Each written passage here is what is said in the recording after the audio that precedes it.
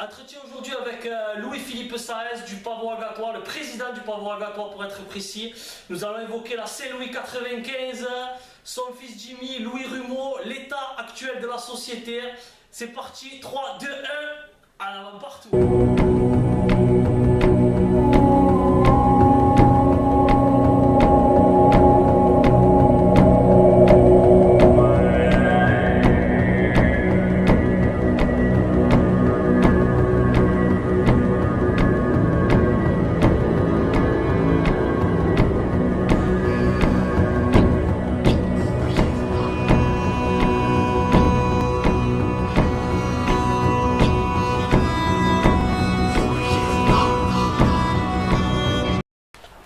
Entretien aujourd'hui avec Louis-Philippe Saez, le président du Pavot Agatois. Alors Louis-Philippe, merci de nous recevoir.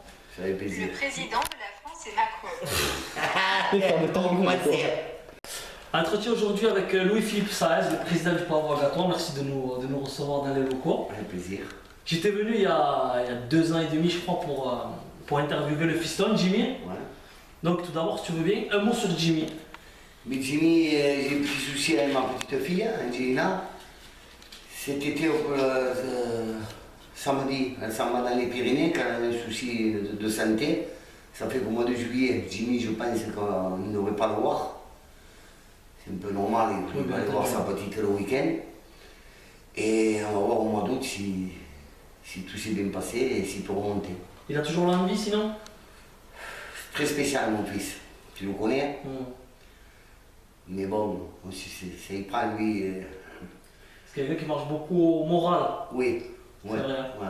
Mais bon, dommage parce que c'est pas parce que c'est mon fils, mais dans cette catégorie, il est capable de faire de bonnes choses. Ah, il a Même il a 2 ans, au-dessus. bien sûr.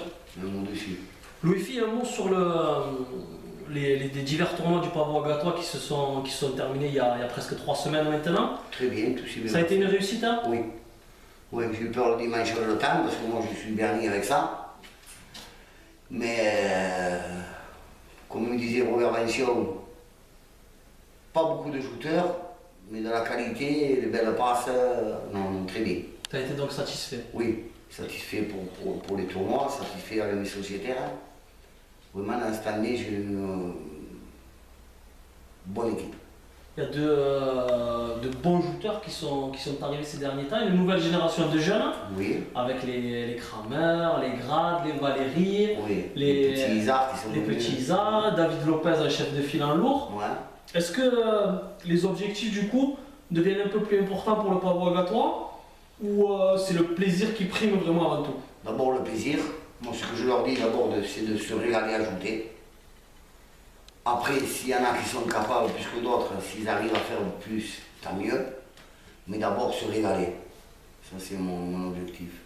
Après, un gars comme David Lopez, j'attends qu'il me confirme vraiment parce que je pense qu'il a d'énormes qualités. Qui a gagné à ce jour un seul tournoi en lourd. Hein. Ouais. C'est ce qui me fait un peu râler, mais dimanche, j'étais pas au tournoi, j'ai vu les vidéos.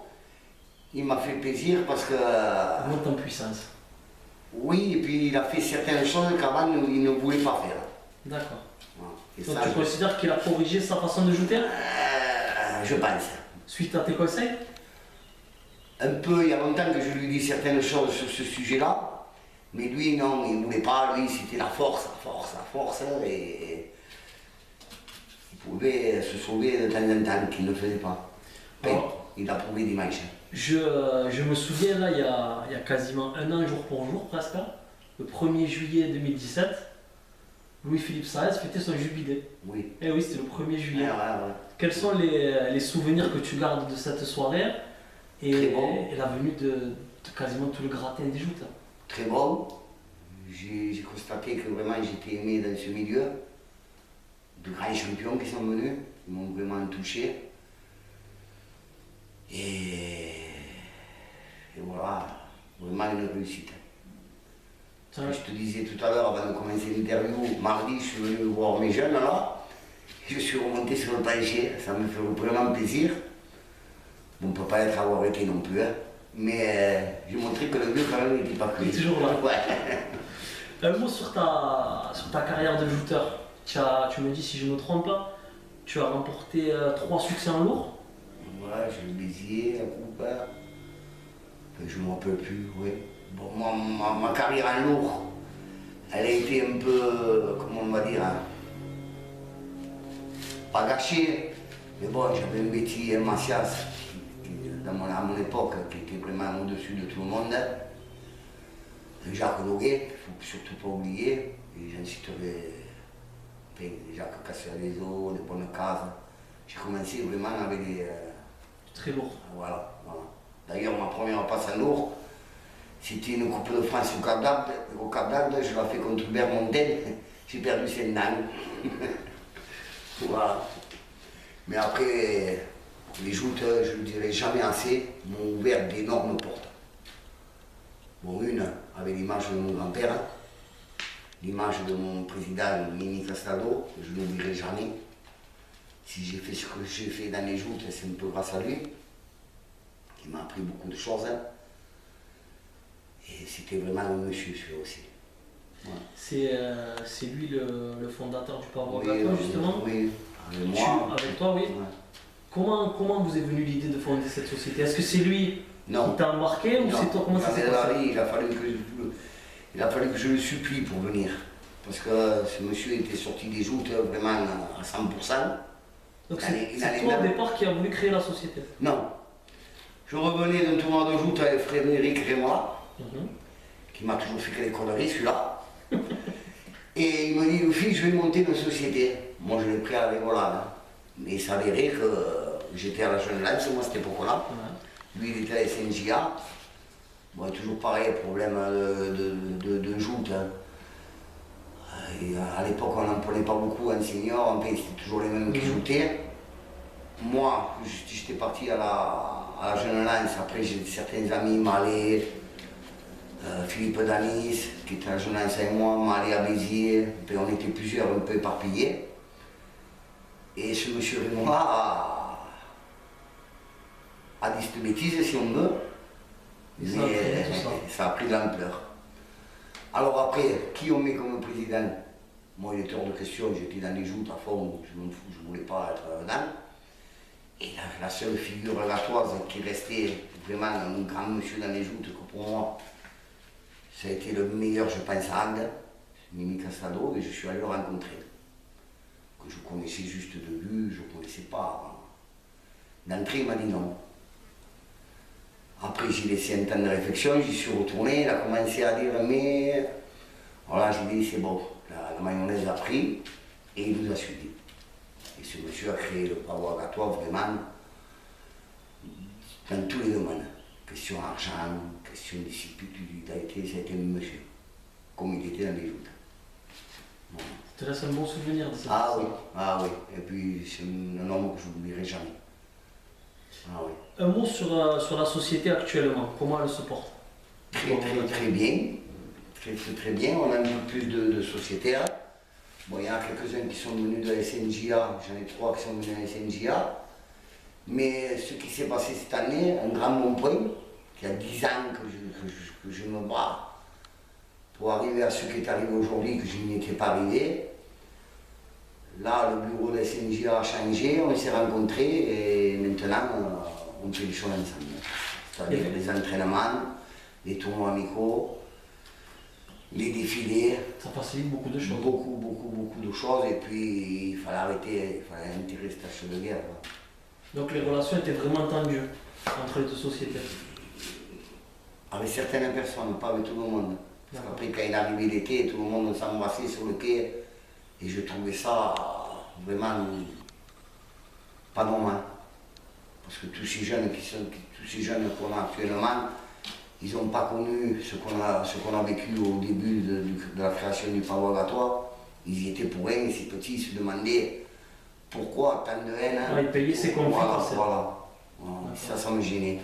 Et là, avec ce monsieur, avec Olivier Lecouteur et Laurent Fossati, les deux présidents, deux garçons superbes, vraiment, ça s'est vraiment très bien passé. D'accord. Ouais. Un mot sur la Jeune Lance. Comment ça se fait que tu as débuté, que tu as été sociétaire un temps de la Jeune Lance? C'est un peu délicat. Vous savez très bien que mon oncle c'est Hubert Montel, le frère de ma grand-mère. Il y a eu beaucoup, d'histoires de famille, enfin, c'est pour ça d'ailleurs que j'ai commencé très tard à jouter.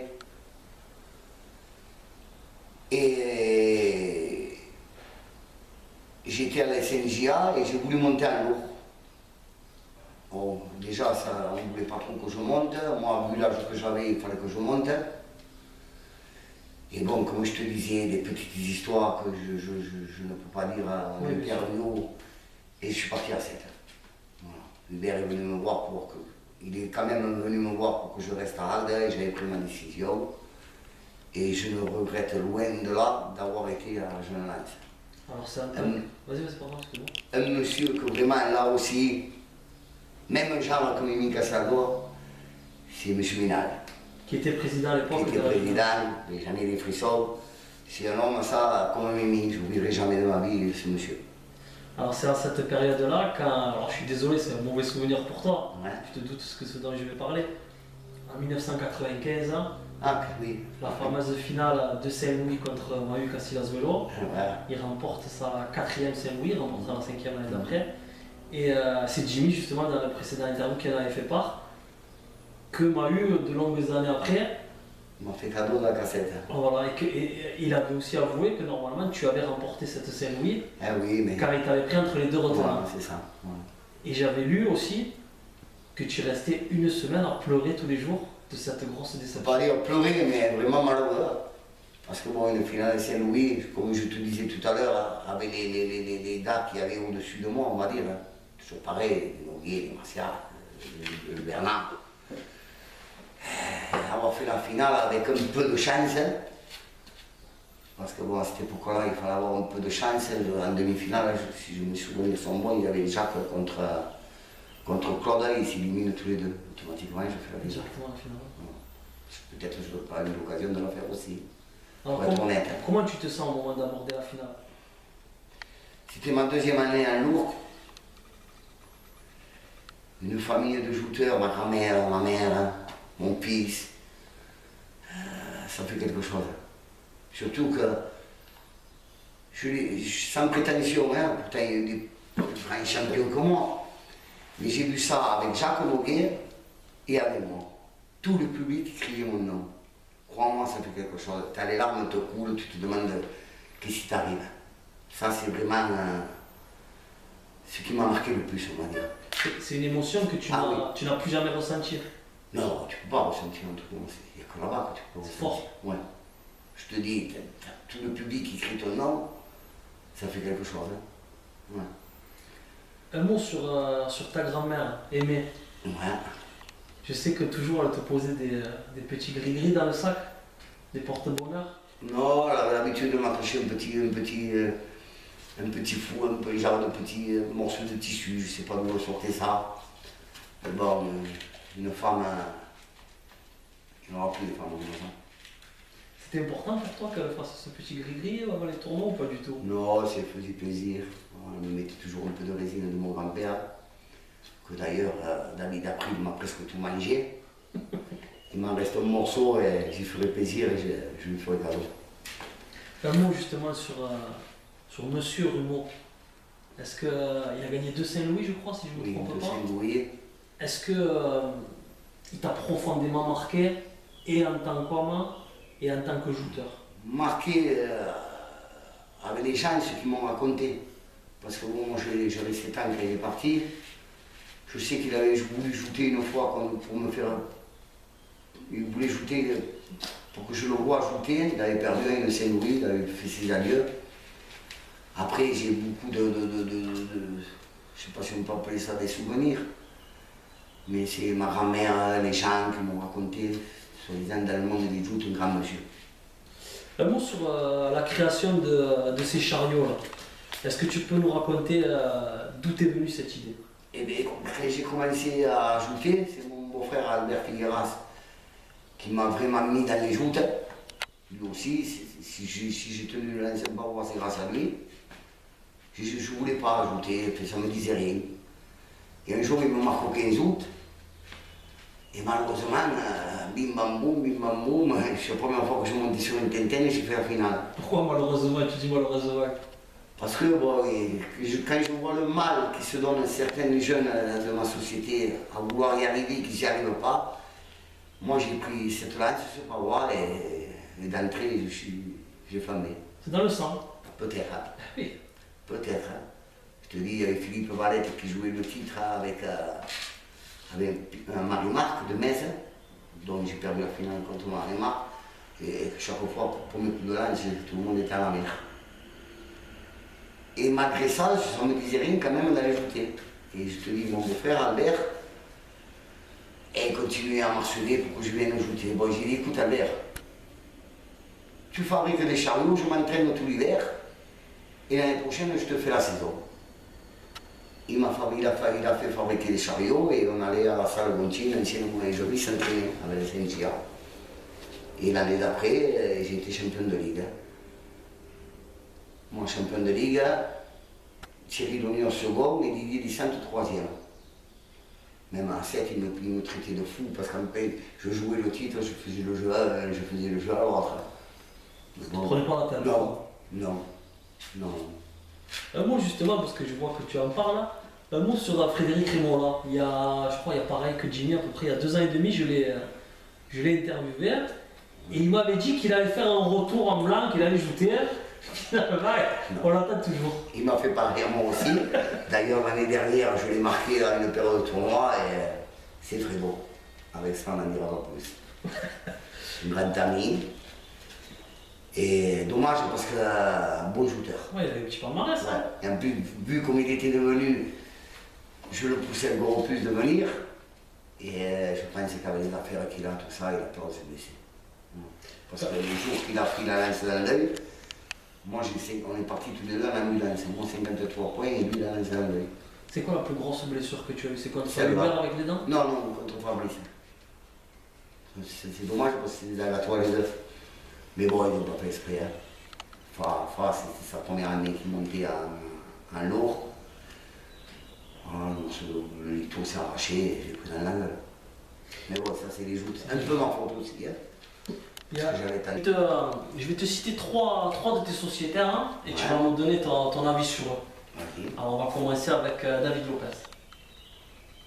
Très gentil garçon.